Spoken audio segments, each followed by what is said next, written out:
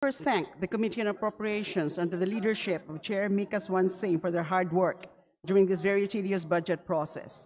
Nagpapasalamat tayo sa pagtanggap ng komite sa ating amendment na bawasan ng budget ng Office of the Vice President dahil sa hayagang pambabastos ng mismong Vice Presidente sa Kongreso at sa ating konstitusyon sa paulit-ulit ng hindi pagsipot sa plenaryo para ipaliwanag at pagtanggol ang budget ng OVP. Nagpapasalamat din po tayo sa mga dagdag na pondo sa Interagency Council Against Trafficking or IACAT under the DOJ, sa mangrove planting and mangrove rehabilitation or protection under the DNR, sa pag-retain sa budget ng 4Ps sa additional budget for resettlement housing program at multipurpose community facilities ng DSUD at increase para sa classroom construction ng DepEd. Pero Madam Speaker, sa kabila ng mga ito, mas mabigat pa rin ang mga hindi naging katanggap-tanggap para sa representasyong ito.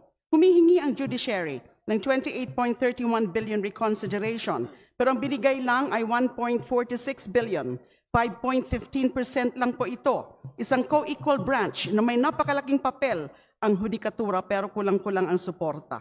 The judiciary deserves not just respect in words, but support in resources. Also, Madam Speaker, we're also dismayed by the cut in the additional budget for the Commission on Human Rights. Taon-taon na lang underfunded ang CHR, Madam Speaker. Wag naman nating kuriputin ang pangangalaga sa ating dignidad at karapatang pantao. Meron pa pong iba, pero kulang na po ang oras para pagbanggitin sila isa-isa. Let me just focus, please, on the unprogrammed appropriations. I firmly believe, Madam Speaker, it's time to stop having unprogrammed appropriations in the national budget. Hindi lang dapat ito i-zero, kundi dapat ay no, wala na dapat unprogrammed funds sa General Appropriations Bill.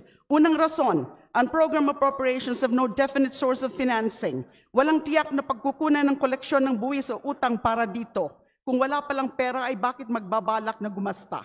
Section 22, Article 7 of our Constitution is clear that the basis of the General Appropriations Bill is the budget of expenditures and sources of financing, including receipts from existing and proposed revenue measures. If there's no definite and identifiable revenue stream, Congress cannot constitutionally authorize such appropriations. Pangalawang rason, the practice of having unprogrammed appropriations is tantamount to undue delegation of legislative power to the executive.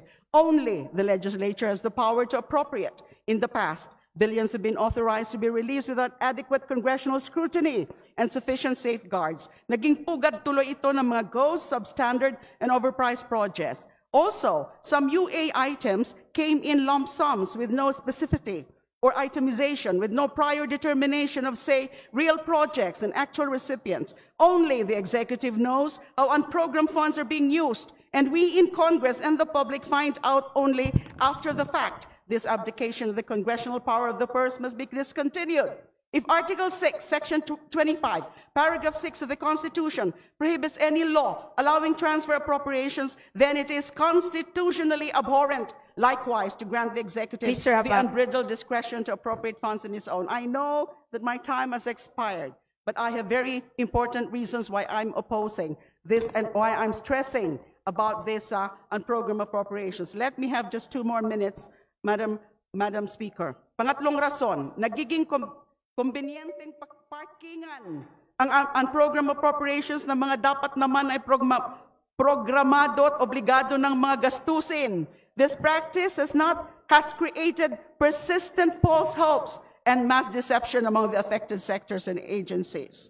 But since my time has expired, therefore, my stand against the unprogrammed appropriations is a constitutional imperative.